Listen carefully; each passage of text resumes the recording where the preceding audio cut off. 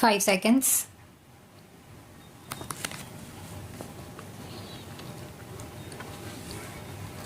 Mr. Speaker, if agricultural production has to be maximized, the greatest attention has to be given to 4 factors.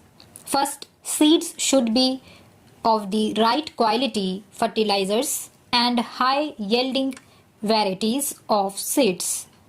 Then improved pesticides and water.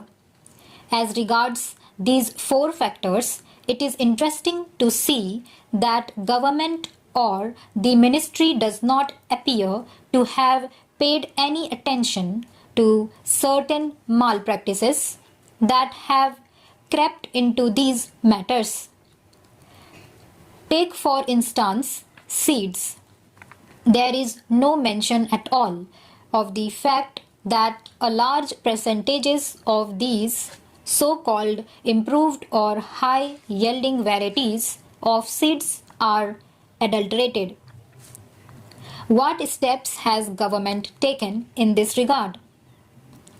Is it not of vital importance that seeds should be pure and unadulterated? Their effect on production is very great. Therefore, from this point alone, all possible steps should be taken to prevent adulteration.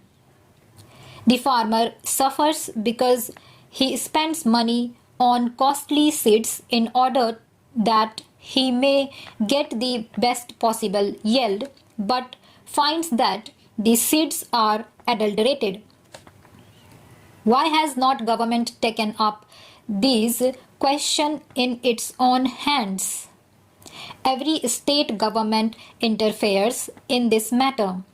In fact, multiplication of seeds is done under the orders of the Agriculture Department in state after state, and yet when it comes to their quality control, adequate machinery does not exist.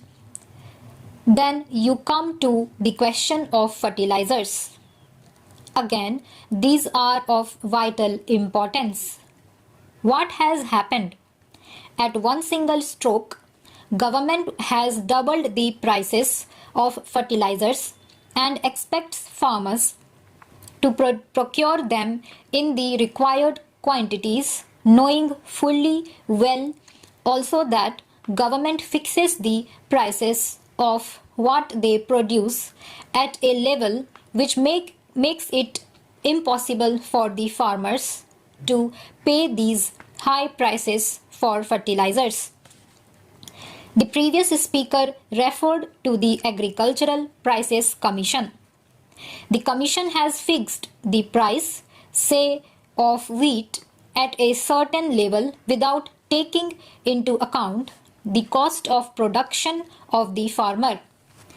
Yesterday, a member of the advisory committee to the Agricultural Prices Commission stated that he has sent his resignation because what use it was to remain in the committee if no importance was ever attached to the advice tendered on such a basic matter as cost of production.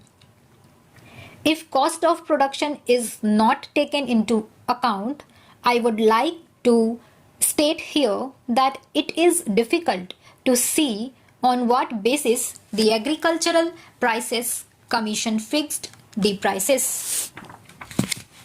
Several agricultural universities have carried out surveys and the results of these surveys are unavailable. Punjab University carried out a survey and other research students have also and have pointed out what the cost of production would be.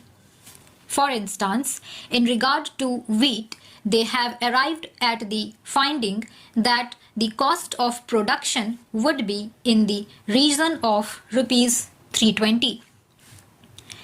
Yet the procurement price is fixed at rupees 305. What is the justification for this in the face of the fact that the price of fertilizer, an important input, has been doubled. The prices have increased considerably and many types of pesticides that are in the market today are adulterated. What steps have the government taken to ensure that the pesticides that in the market for sale to the farmers are of the right quality and are not adulterated ones? Is there any machinery? In regard to drugs, at least in name, there is a drug controller in every state to see that the drugs sold are not adulterated. In regard to pesticides, have not you set up any machinery to ensure that the pesticides are not adulterated? Last but not the least important factor for maximization of agricultural production is water. They say they have programs for increasing irrigation facilities. During the fourth plan, they wanted to bring in a considerable additional area under irrigation so that they could have assured water supply.